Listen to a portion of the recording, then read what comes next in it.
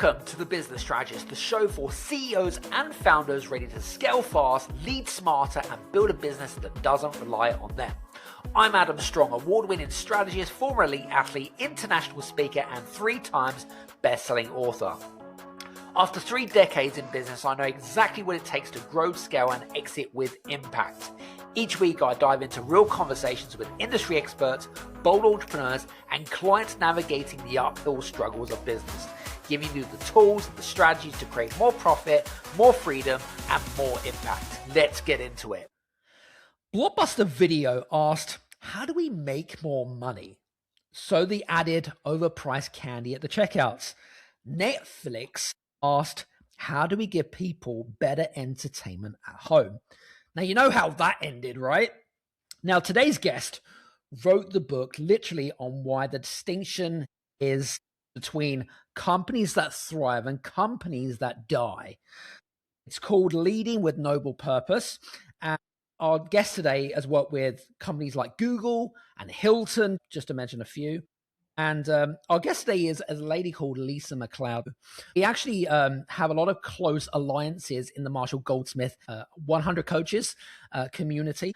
Now, Lisa is an expert on what we call purpose-driven businesses. She's got a framework and a methodology. She's also a best-selling author. She's written 5 different books and is constantly seen as a thought leader in global gurus, which is a great recognition. She contributes on a regular basis to Harvard Business Review. This is going to be a great conversation, and really looking forward to. So without further ado, Lisa, welcome to the show. Thank you. It's a delight to be here. Absolutely, 100%.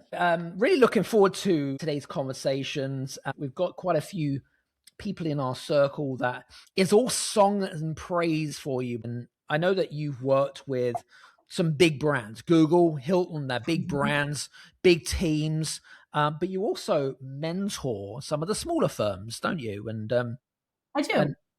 And when you kind of look at how firms sell, what's the fundamental mistake that a lot of the smaller businesses make over, say, some of the big corporates? So you brought it up at the very beginning when you talked about the difference between Blockbuster, which is a big US video rental company, if anyone's old enough to remember, and Netflix, which I know you all know, which saved our marriages during COVID. But the difference, the mistake that people make, and what's interesting is the mistake happens when you start to scale.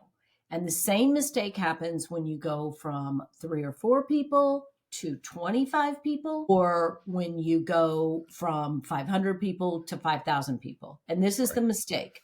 Okay. So it happens big and small. And it's the Blockbusters, which originally went into business because they knew that people wanted videos at home. But as the business gets bigger, you look away from customer impact and you look to how can we make more money? Money is fine. Everyone needs money, but no one ever came up with a great idea sitting in a room looking at their financials saying, how can we make more money? That, like, you don't innovate. You don't connect with customers that way. So Blockbuster's saying, how can we make more money? Netflix says, how can we provide great entertainment at home? One is an internal question. The other is an external question. The way I see this playing out in small firms, sometimes it even happens in the mind of the owner. So you've got this great idea. I'm going to start this consulting company, or I'm going to be an IT service specialist. And it's usually because you see a need in the market. And you see someone should be doing that. You tried to hire it yourself. You couldn't find anybody. You were working inside a big company and you're like, I could do this much better. So you see this need, you have a need in the market, but then that sight line on how am I improving life for customers, you shift your focus to say, how can we increase our deal size? How can we increase our close rate? Those are very valid questions, but they're not going to bring you closer to customers. And so it's shifting the North Star from external customer impact, which is where all the money is, all the revenue is, all the brand reputation, it all sits right there at customer impact. And when you shift to looking internal at your own spreadsheets, you lose your mojo and you become undifferentiated. I think it's really interesting. Always thought that purpose sales or purpose profitability, whichever Yeah. you want to call it, I thought that, and think of me as being a slightly naive, but I Mhm. always treated them as two very separate things. Yeah. And most people do. Okay, fine. So it wasn't just me then. No, and I spent years as a sales trainer where the impetus for I wrote Selling with Noble Purpose and Leading with Noble Purpose. And the impetus for those books came because I spent years as a sales trainer, then as a sales consultant, and I watched people talk inside the company about here's our value proposition, here's what differentiates us, here's the questions we want to ask our customers, here's how much we need to know about them. And it all sounded good in the conference room. Then they go out and meet with the customer, and all the behavior is around how can I close this as fast as I can. And it's because the true north of sales has traditionally been the number. The number is the outcome. The true north of sales is improving life for customers. And to be clear, the companies that have implemented this have outperformed the S&P by over 350%. So I'm not talking about giving away the store. This is the path to make more money. Fascinating. Very, very interesting. And I love that thought. I think probably, and again, I'll go back to my naivety. And I think probably where the whole ideology of purpose was just seen as kind of like soft skills, bit of fluff, Right. right? And again, I think it also depends on self-awareness and, well, self-awareness, number one, but also like the importance, how you prioritize one over the other. You're saying that they are very much intertwined with each other. Mm-hmm. And I Mm-hmm. think that so many people, including some of our listeners, they treat it as two very separate things. I want to go back to what you said around the scaling part. You said, quote unquote, the biggest challenge, where it really happens is when businesses are trying to scale. Now, I know a lot of our listeners are all looking to scale or are in the middle of that. Mm-hmm. Can you give us a little bit more meat on the bone with Yeah. regards to that? What do you see? So I'll give you a very concrete example. You mentioned that I have done a lot of work with Hilton, and that's Yep. been in the last couple of years. And they've been very public about it. So I'm not sharing any secrets that their CEO hasn't talked about. So Hilton, great brand, has lots of properties all around the world. You've got everything from the Hilton Garden Inn to the Conrad Hotel. And what's happened in the hotel business, like a lot of businesses, people will still pay for an experience, but they shop in a commoditized way. They go on the internet, they shop for rates. I can get a room here for this. They look at the photos.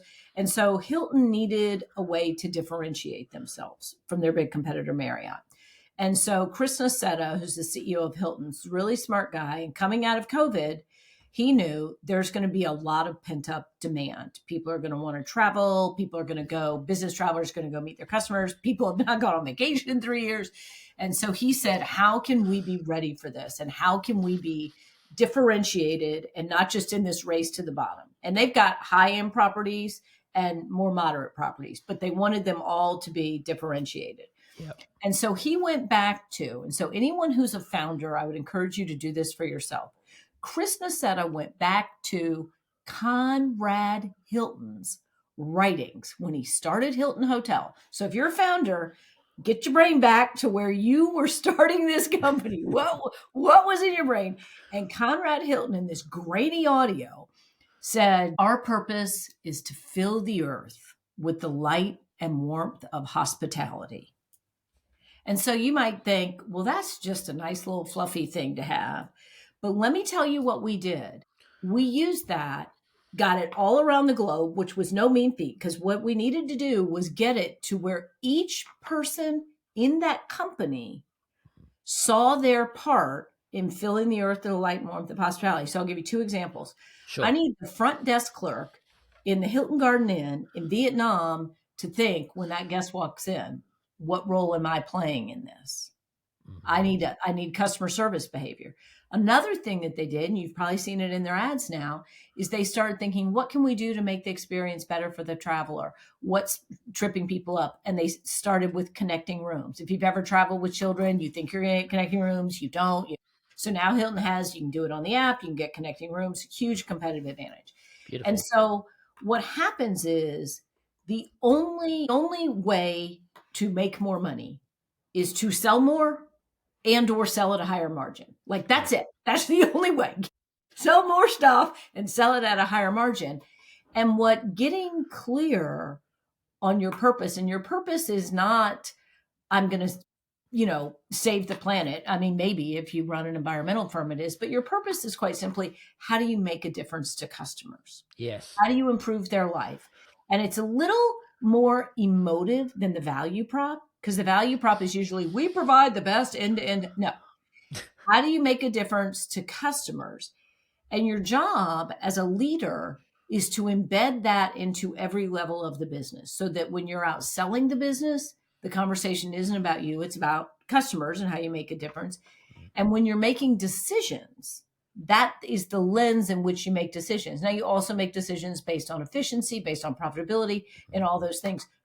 People are usually clear on those. They're usually not as clear on your unique purpose. And so the firms that do that, Hilton came roaring out of COVID. Hilton achieved, in my opinion, the two holy grails. One, they were voted the best place to work by the employees. Never happened in a hospitality company. Wow. You ever worked in a hotel? I actually worked in Marriott for a little bit, but I was self-employed, so it doesn't really count. Working in a hotel is really hard. It's tough. It's hard. It's late. It's all the beauty the customers get. It's dirty back there. Yeah. And so to be voted number one by the employees is huge. That's the first holy grail. And the second holy grail is record profits. Increase market share and profit. So the external measurement of how our customers feeling, they got, because they increase sales and they increase margin. And the internal, how are the employees feeling? And it was all because that CEO did two really smart things. One, he went back in mind, why was this company founded? What is the original purpose? And then he called me and we worked to get it into the hearts and minds and decision-making of every single person in the company. And that's what did it. That's interesting. I mean, listen, the hospitality industry is a tough one to crack as well. Right. Yeah.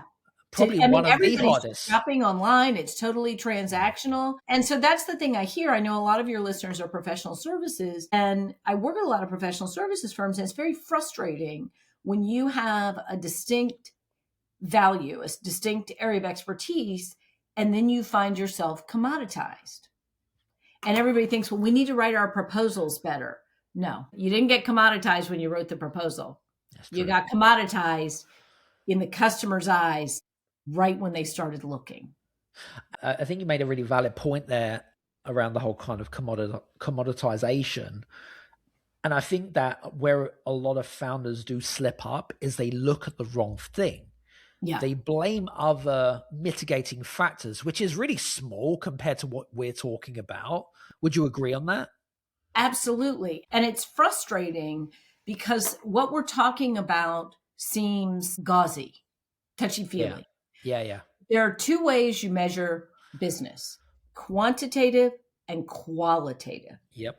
And the qualitative drives the quantitative, not the other way around. And so the quantitative results, the P&L, the balance sheet, the ROI, the deal size, the margins on each deal, the cost of sale, like all of that is a lagging indicator. Yep. The leading indicator is what do customers think of you? What is your team thinking when they're interacting with customers? What are the things around the edges? And the good news is you have control over that. That's true. That's very true. What we've been talking about really is what you're saying is purpose drives profit, not the other way around, right? Not the other way around. And I actually thought it was the other way around. So that's quote unquote. My work here is done. Absolutely. 100%. Love that. Right. But now, okay. So say for one of our listeners that, I don't know, is running a mid-sized consultancy firm, whatever it is, they've got some solid revenue. The question that they'll be asking is, well, why should I really care about purpose? Convince me that this isn't just for the big boys in town. Right. That's kind of like the question I think will often come up. So a smaller firm can actually activate a sense of purpose easier. Okay. Because my guess is it's probably already there in a latent way. And what I mean by that is in a smaller firm, if you ask your team how you make a difference to customers, so there's 3 questions. How do we make a difference to customers? How do we do it differently? And on your best day, what do you love about your job? Those are the questions you ask to discover your purpose. And on a smaller team, they usually already know. Because if you've got a small professional services team and they can't describe how they make a difference to customers, you do have a real problem. Because the important thing to understand about purpose is the internal conversation drives the external conversation. So if at Hilton, we go around the world and we know that the purpose is to fill the earth with the light and warmth of hospitality, they're a publicly traded company. We got to hit those numbers. Everybody's got quotas. Every housekeeper's got turnaround time. Food and beverage have cover quotas. Like, that's not going away. But if every single person in the company knows my purpose is to fill the earth with the light and warmth of hospitality within my role, then their behavior starts to change. Mm-hmm. Their behavior starts to change, and that becomes the true north. And so if it feels like a touchy-feely thing and you're a small firm and you don't need it, mm-hmm. that's fine. But if your competitor embraces it, they will beat you.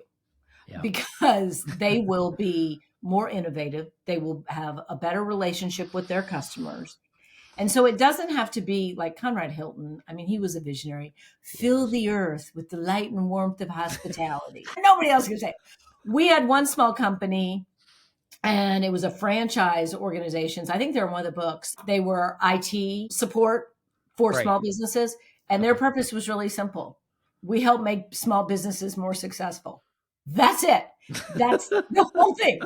So it doesn't have to be this Conrad Hilton, we're going to change the world. But what that did, their people are IT people. So they're like the nuts and the bolts and the this and all these words that I don't understand in the first sentence.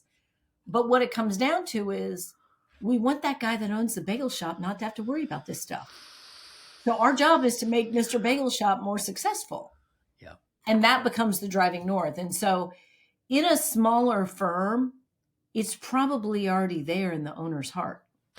I think you made a really valid point there. I think it's much easier to articulate, 100%. Mm-hmm. But I guess it's just what it boils down to is a matter of education and priorities. But again, I think it's about understanding the why. Yeah. If you can fundamentally understand why and the impact it has on mm-hmm. the business, then I think it's much easier to then articulate, okay, well, this is what we really need to prioritize, right? It helps you. And so it doesn't have to be, oh my gosh, we're doing this new software update, and then we've got to redo our personnel the way we did. And it doesn't have to be like this project. Yes. It actually is the emotional language that makes all your projects hang together. Yeah. And so back to, we may help make small businesses more successful. So I want you to imagine I own a restaurant or a flower shop or my own company, and I have to outsource my IT because I've had it. My husband's not doing it anymore. We're fighting about this all the time. We're going to outsource our IT. And one company comes in and they gives me the dog and pony show, and they seem really good about all their skills, and they do it for this business, they do it for that business, they do it for this. But another company comes in and they seem great, and I would pick them. Okay, they seem good. But then the second company comes in and says, we want to make small businesses more successful. What's hanging you up right now? What's standing in your way? What's keeping you from success? What role does IT play in that? We're having a totally different conversation because we're having a conversation about me and my business. And then I've fed them everything they need to say, well, we can help you with this, this, and this. Mm-hmm. And I go, that sounds great. And so if you've ever lost business and they chose somebody else, and when they chose somebody else, they said, well, we chose them for this reason, this reason, this reason. And you went, well, I could have done that. They had a better conversation with the customer than you did. It wasn't the customer's job to say that. They had a conversation where the customer revealed that, and they went, oh, it sounds like that's a big problem for you. And the reason they did it was because their true north was not espousing their capabilities. Their true north was, what does success mean for this customer? And how can I be a part of that?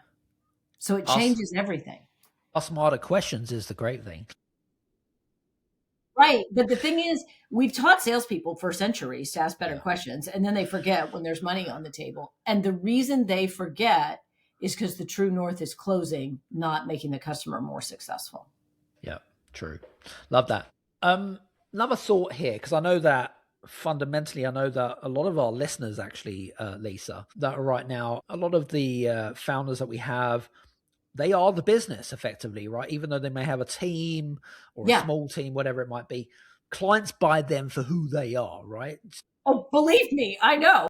We know, right? And not the business. They buy into the person, which is great.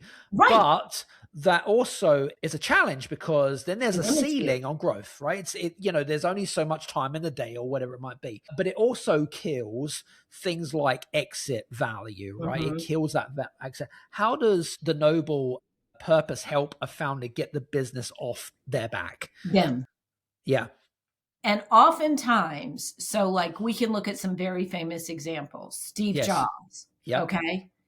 But he very successfully, it became Apple was this embedment. He transferred his ethos to the company. Yep. We've got a guy that we work with in the travel space, G Adventures, that wrote about him in the book, Bruce Poon Tip.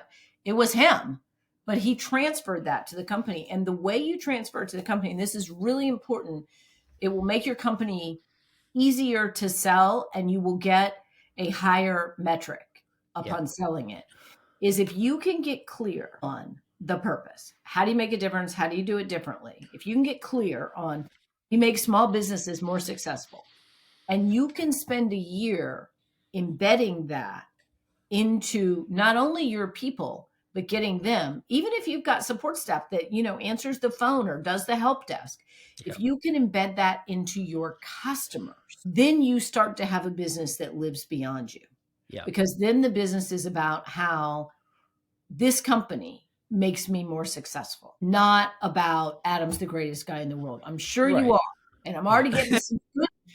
But if you're looking at, I want to be able to exit in the next 1 year, 2 years, 5 years, a longer runway is going to make it a little easier, then you need to be able to demonstrate this isn't just like in my business, this isn't just a Lisa McLeod show.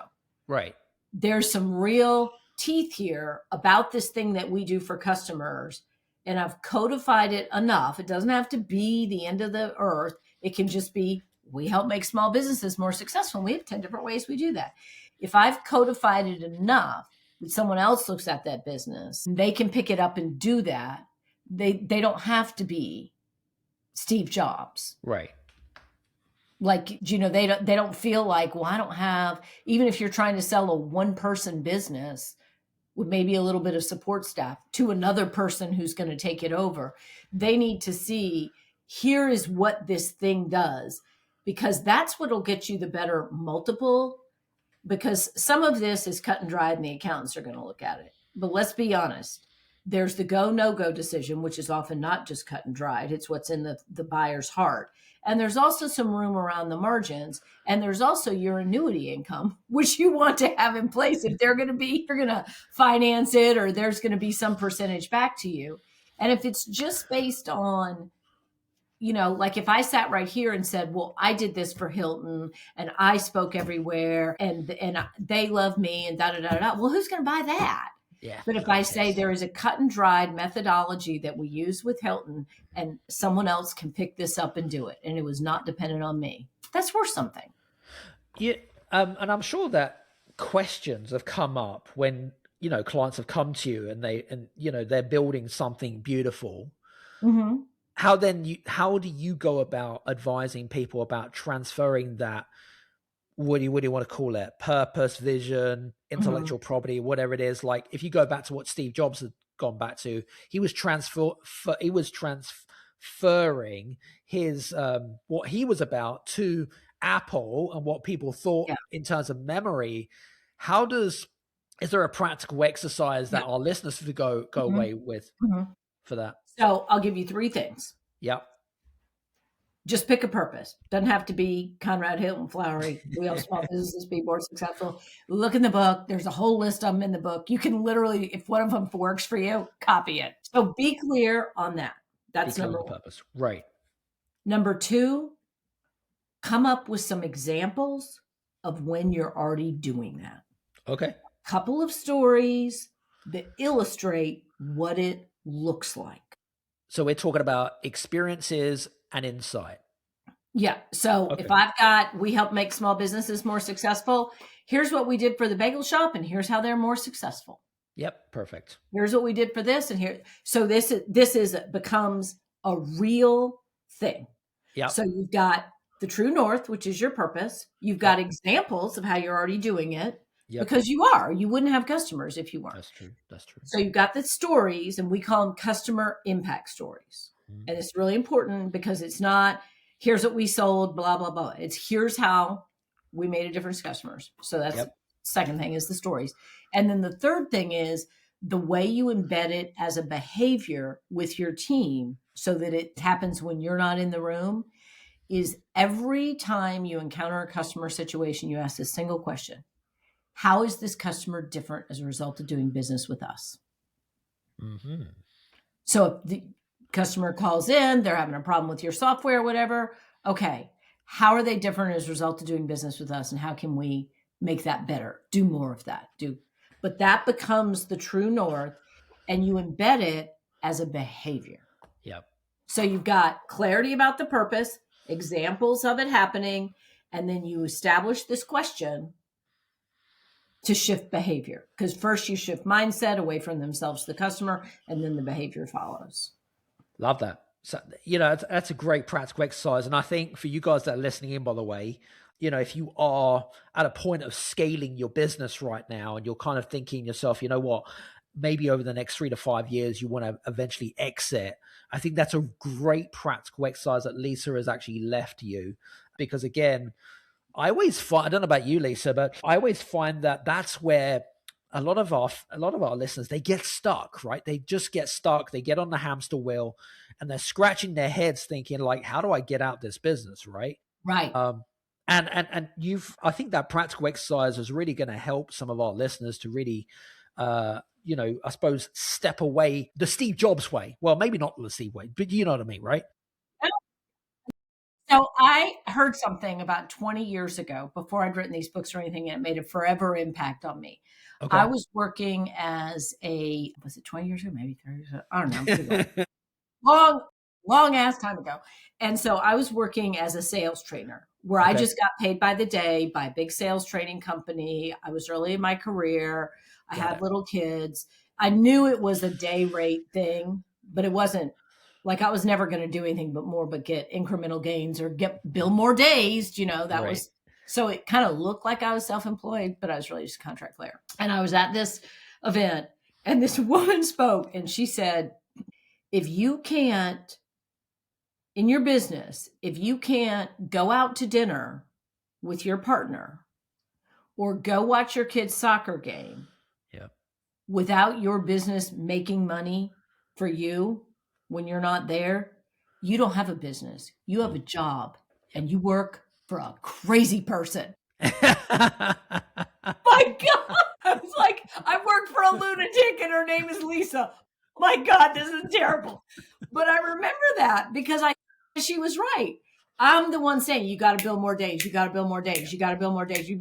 And there's never a moment where money is being made where I'm not doing it. And it changed my life. This realization that I worked for a crazy person named Lisa just was life-changing because I thought, well, I need a business, not a job. Exactly. Yep. But I think you made a great example of that. And I loved that because I speak to a lot of founders and, I was just speaking to one the other day and they're like, yeah, I have these aspirations. I want to exit, but dude, you built yourself a glorified job there, buddy. Right. That's a glorified job with benefits and perks, but you don't earn any fucking money when you go on vacation or when you're sick. I mean, what's the point? There's a lot of ways to have a happy life. Yeah. And if you want to be a contract person where you get big fees and you're happy with that, like go on you. I mean, you do you. So if that's good for you, that's great. Don't delude yourself to think that thing is sellable. Yep. Because it's not. Just be honest with yourself. I like going in. That's probably going to be my next deal is like, just, I want to go in and leave and get I'm done. So there's nothing wrong with that, but don't delude yourself. No, agreed. Let's talk about fees, because I know that you help businesses, consultants alike, and help them to win kind of engagements for higher fees. Yes. Now, I know that a lot of our listeners, they compete on scope and price, Right. and that's okay in a commoditized business, okay? Mm-hmm. But how does purpose actually change what a client is willing to pay for? So I'll tell you what I get. So I work as a coach to a number of consultants who are either small shops or solos. Okay. And they will come to me and say, I got to get higher fees. I'm getting commoditized. I got to get my fees up. Right. And so they'll say, let me show you my proposals. And their proposals are perfectly fine. They'll say, well, what should I do to these to get the fees up? Sure. And my answer is, there's nothing you can do at this point. Where the fee development sits is in scoping. And if the client is handing you the scope, you're going to be commoditized because you're getting the same thing anybody else getting. So scoping is selling. And so an example would be, so I work with a marketing consultant and clients will say, well, we really need a concrete marketing strategy that we can hand off to an ad agency, that we can hand off to our internal team. Okay, that's great. Like she can do that. Like she's a genius. She can do that. That's cool. But the question she need to be asking is, what prompted you to this realization? What's the risk for you if you don't do this? What's the upstream impact of this? What's the downstream impact of this? What if your competitors do this well and you don't? Because her proposal can't be, here's why I'm the best to do a marketing strategy for you. Her proposal needs to be, you're in a really competitive market right now. And if you lose 6 months on bad decision making, your competitors will eat your lunch and you will not be able to get it back. So you need to have every single person in your organization aligned around what is this marketing strategy for this business? Why is it here? And it needs to be so easy to understand that even the media buyers can do it. Because otherwise you're just going to waste millions of dollars. So she is writing something very different. And then you're not competing on fees. That's not to say money doesn't matter. It's not to say if she put it in, at $10 million, she's not going to get it. But it's the challenge with getting the fees up. There's only two levers: your brand and your behavior in the buyer's office. Yep.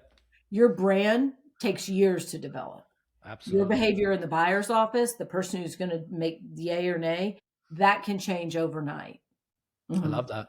I think you made a really valid point there. And I love the fact that you pointed out two things, which was the brand and you talked a lot about the scope. And when I think about the word the scope, I think of it as an example of if I was going to a doctor and the doctor was asking me questions about my symptoms, if I had a problem, right? It's a bit like exploring that. And then whatever the treatment plan is, the personalized treatment plan for my symptoms or whatever it is, it's a little bit like that. But what you're saying is where the price doesn't increase is that if the roles are reversed and they say, well, I want this and this is how I want it done.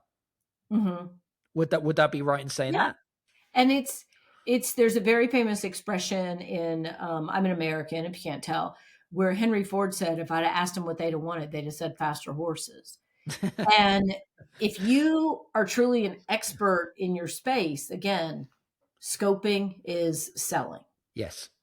And so you're having a scope conversation with them, not about what you can do, you'll get to that, but about what are the clear business objectives. And so there's a great book that I read, a guy who mentored me for years, Alan Weiss, and he wrote a book on value-based fees. He's not the person who invented it, but it's really good. So read that book. But when you look at a proposal, the objectives should not be, you want to create a marketing plan that you can share across the organization. That's not the objective. Nope. That's the how. That's Yep. The objective is you want to gain a competitive advantage by being early to opportunities. That's the objective. That's music to my ears. It's really interesting. Some of the things that I'm in our business is working with legal firms, mergers and acquisitions, legal firms. And, and it's really interesting because they're in a very highly commoditized business. Right. They come right at the very end of the deal flow and whatever it is. And I harp on about this. You would not believe, Lisa, if you are the first to market, you can control the relationship and you can charge the most. It's as simple as that. Right. It is. But if you're coming last, someone else makes that decision. It's as simple as that. Yeah.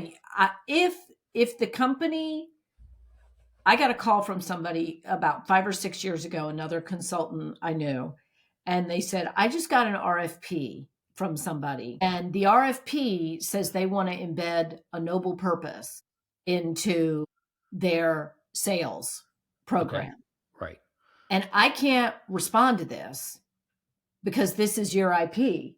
And I started laughing and I said, yeah, because I've been talking to them for 6 months and they legally have to send out an RFP to 3 other companies, but it's construed in a way, you're probably the only one that's honest that's going to call me.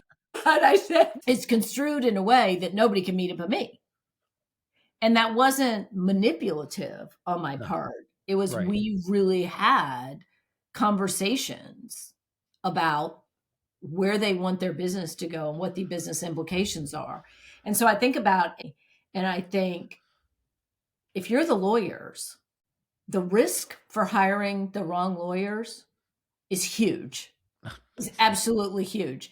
And, people buy because you're going to help them do something they want or avoid something they can't afford to do. And as much as I like to sell to the aspiration, the risk actually creates more urgency and ups the fees a little bit more. Absolutely. 100%. Because I'm not going to be the one that's hauled in front of, in my country, Congress for why this thing went south. It's not going to be me. One thing that I want to talk about is purpose statements, which are what I think that you probably agree with it. Purpose statements are useless, right? They end up on the wall of the office. Mm-hmm. Nobody really uses them, really, in a nutshell. Now, if a firm owner wanted to nail their noble purpose this week, where would you get someone to start? Like, how do they avoid the fluff, should we say, and actually nail that down? I'm going to disagree with you that they're useful. Fine. Let's go. 85% of the time they are.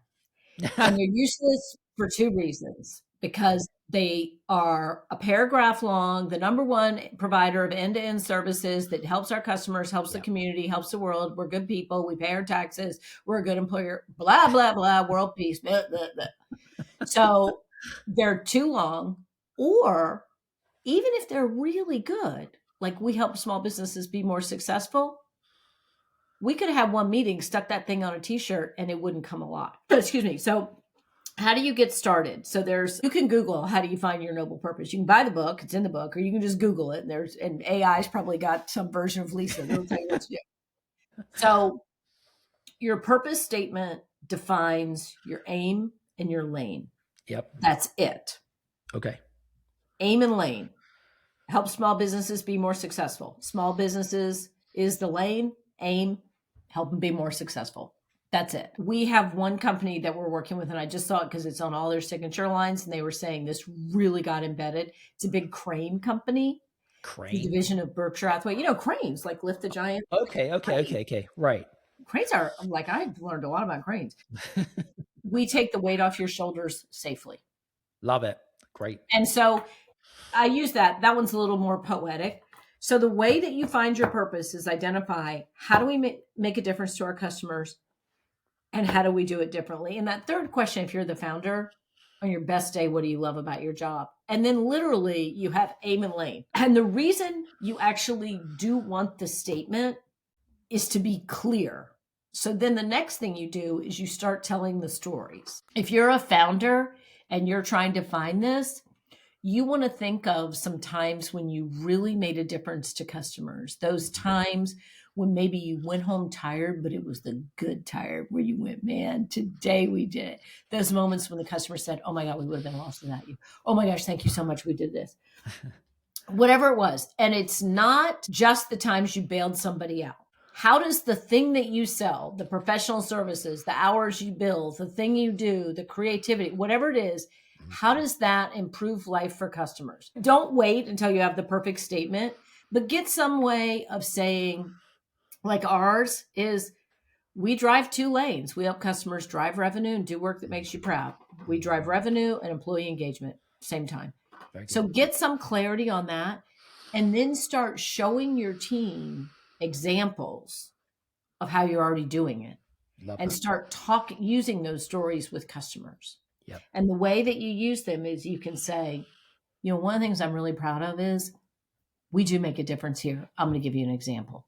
Mm-hmm. If you do that at your next Monday morning meeting, even if you have 3 people, you will start. Yep. I think you made a really valid point there. And I love the way that you've articulated that and pushed back on some of the questions that I've asked, because those are what I kind of find the best conversations, you know, which is really good. Anyway, last one before our coaching session, by the way. And I would say the reason people are so jaded on mission, vision, values, purpose, if you can call it a mission statement, call it a vision statement. The reason people are so jaded is because even the ones that are poetic and beautiful, they don't mean it. And it's not alive on the day-to-day basis. That's why people say these things don't matter. Yeah, it's true. Same way people take their marriage vows and don't mean it. And then they're like... It's so true. What's the point in having something if it has no meaning? I mean, just whatever. Anyway, last one before we jump in the coaching stuff. And this is a really interesting one for me, but our listeners that have, you know, maybe have a very successful firm or business, right? They've got a good team, they've got good clients, they've got good revenues. But what you'll find, and this is definitely something that has become apparent to me when I have conversations with these founders, is that they've lost the fire in their belly. And what I see is that it's become really kind of like a machine that they just manage. Yeah. And it's not really a mission that they lead, if you get what do you do? What do you advise founders or business owners that are in that position? How do they get that fire back? Well, it's interesting that you say get the fire back. Because they probably wouldn't have a successful business if they didn't have it to begin with. They probably had that fire to begin with, or they wouldn't have the business that they had. 100%. And so that's when you say get it back. I do concur with that. If you never had it and you have a successful business, you're an anomaly. If you like looking at some old picture, like, who was that enthusiastic young woman? Let's get her back in here. Yep. So how do you get it back? And I don't mean to sound like a broken record, but it is to be found in customer impact. And the way that you do it, the way that you get that fire back, besides, like, if you're burnt out, you're not sleeping enough, just like, first just take a vacation and get your brain on something else, watch an old 100%, like do all the burnout things. But let's say you've done that and you've come back and you're, you know, one day back and you're like, oh, here we go again. What often happens as the leader is you get 2 or 3 levels removed from the client work. And the client work is where your mojo started, and it's where you will find it again. Yeah. So a couple things you can do. Go out and meet with a customer and say, hey, I'd love to meet with some of our best customers. And don't go, how can we do better? I mean, do that at the end. But just say, I'm really working on, what would be a way to say it? I know, I say what Krishna says. I really want to understand the specifics of why people like us and why people do business with us. And I just really like to know from your point of view, what are the things we've done that have made a difference to you? And let them talk. If you can't get out with a customer, and if you're the owner, you should be able to. But if you can't get out with a customer, this question that we ask, how will this customer be different as a result of doing business with us, is you can ask that of your internal people, of some of the customers you already have. and wait for the answer. That's one of the problems with leaders is they don't wait for the answer. Wait it out. Just be honest. Say, I listen to this podcast. I really want to identify how do we make a difference to customers? You got 3 customers. How do you think we make a difference? And just wait it out. And you'll find, because what you're missing is the emotional connection. That's why it feels colorless. Yeah. Because you no longer have an emotional connection to the impact that the business is having. I wrote down the words measuring the impact. So the work that you do over a set period of time, the impact that the business has made to that customer or client. Yes. That's kind of what I wrote down here. Would you say that's exactly it? And it's also not just, well, you helped us increase our returns by 10x. You saved me 8 hours a week. If you're doing some professional service, you say you saved us so much time, say, what'd you do with the time? I'm really curious. Yeah. Well, I went home. It turns out I have a 5-year-old. Last time I checked, she was 3. I didn't know. Or I'm able to work on more initiatives, like really mine it, because this isn't just good for you. It's also good for the customers to think about that. But understand that when you've lost your enthusiasm for the business, the single reason that most people do that, I mean, you could be sick for all I know, but whatever. But the majority of people, the reason they lose it is they've lost the emotional connection to the impact. Yeah. And it feels like every day is just the same. It's like Groundhog Day. Yeah. Right. Here we go again. Time to get out, roll this rock uphill. And while I go to sleep at night, it's rolling right back down again. Yep. And so the more you can look around the edges for how, and you don't have to change anything. No. You don't have to disrupt it. And I will tell you, if you're losing that feeling, something my father said to me, if you're unhappy with them, it's only a matter of time before they're unhappy with you. So you need to fix it fast. Yep, that's true. And I'm sure you've had those conversations. I certainly have had conversations with founders and business owners that are at that episode in their life because they've been running the business for like 15, 20, 25 years, right? And I think what you've given there is, you know what it is? It kind of, what's the word I was looking for? It goes back to the feeling, right? It goes back, it's the feeling, right? So it kind of like, you know, rather than kind of seeing it, and it is a mindset shift that has to happen more than anything else. It goes back to the feeling that we're making an impact, and how does that make us feel? Right. And if we can understand how it makes us feel in a positive way rather than a negative way, then it can, you know, what that does is then it kind of like what rolls into, you know, people in our team. Yeah. And so the thing you have to understand is if you feel like every day is the same, the problem is a feeling. It is a feeling. Correct. And it's usually fixed by a replacement feeling. So important thing to understand about yourself and everybody on your team. Once we get past food and shelter, human beings have 2 fundamental needs, belonging and significance. True. Belonging is I'm part of something bigger than myself. Significance is my part matters. Yeah. Put those together. We want to make a difference. And so when you're feeling, the feeling is because you're missing that you're making a difference. And again, if you have customers still buying from you, you probably are making a difference or they would stop buying. And so I want to be really clear. We have, like in my country, school teachers are burnt out. All of our school teachers are burnt out, and they're not burnt out because they don't think they make a difference. They're burnt out because they're overregulated and underpaid and overworked. That is a different thing. That is the solve for that. Different. And they, every week or so, they get that mojo back with one kid. And this reminds me of why I'm doing this. But they're having to overcome these overworked, overregulated, underpaid hurdles. But most business owners, that's not the case. No, completely different. No, I agree. But listen, this is, first of all, for you guys that are listening in, we've covered a lot of groundwork. And I have honestly really thoroughly enjoyed the conversation.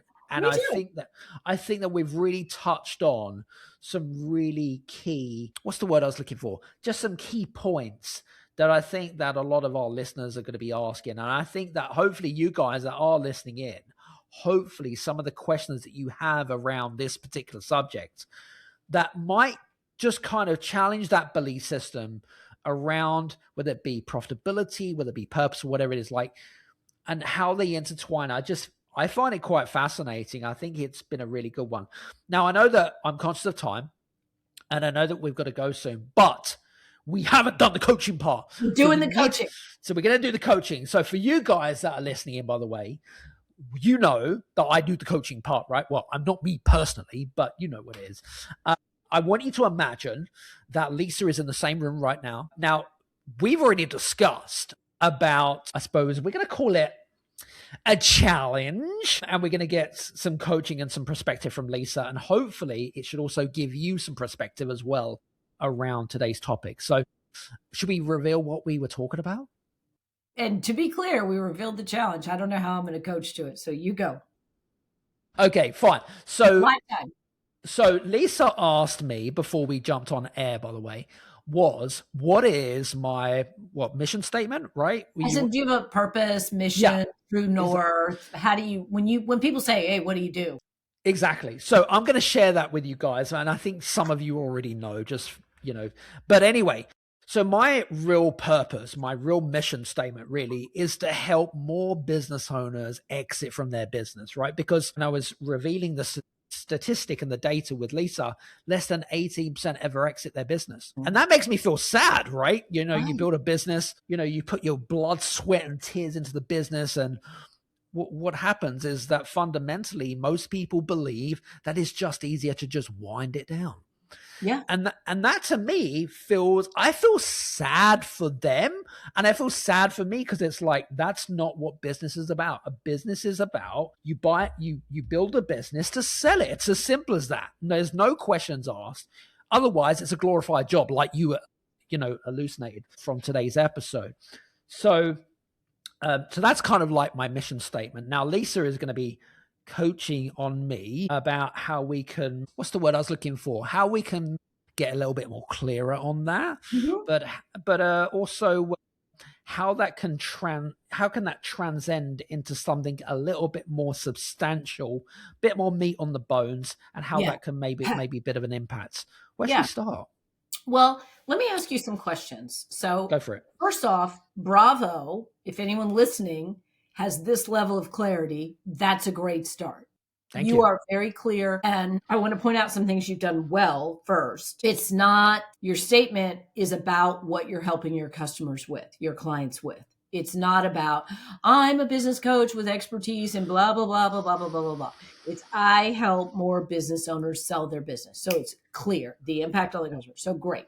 So now what we want to explore. So if you're not to that point yet, use those questions I said and get yourself that point. For Adam, though, the question I would ask is, what impact on a business owner does it have when they do sell? Great question. Well, I think it's relief, it's freedom, and I'm just thinking about some of the feelings that they have. So once they've sold their business, it's like they embrace a new identity.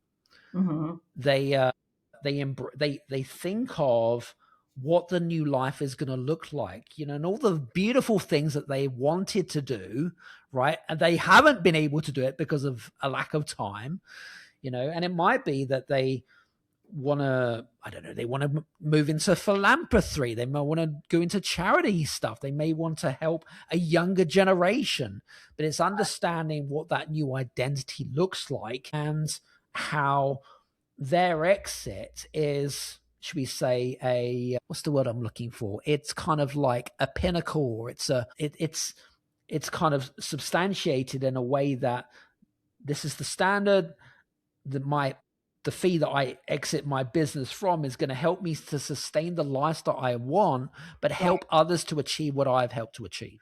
So tell me a little bit about, when you're helping people, do you help them? So the exit versus no exit is money or no money. Do you help them get more money for their business? Do you help them in ways beforehand? You are right. So a great question. So my goal really is to help people.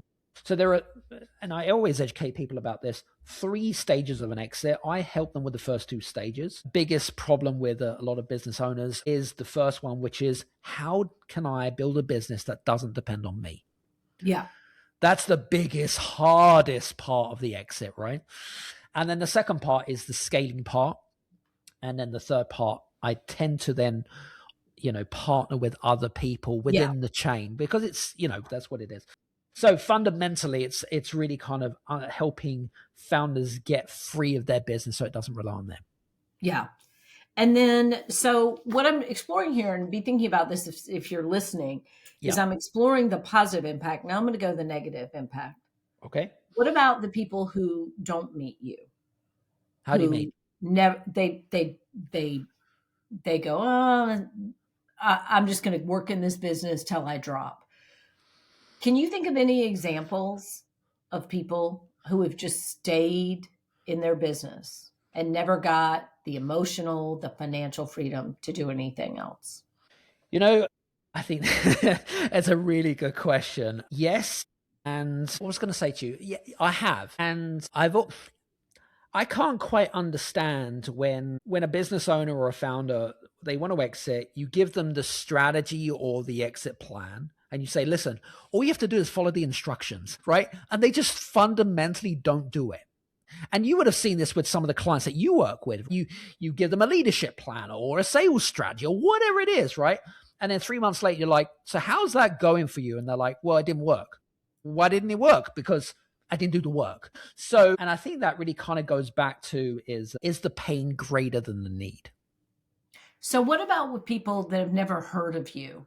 Like, I'm sure you know people that just, what happens to them? Like, they don't even know that that's an option. They don't have a plan. They're not ignoring it.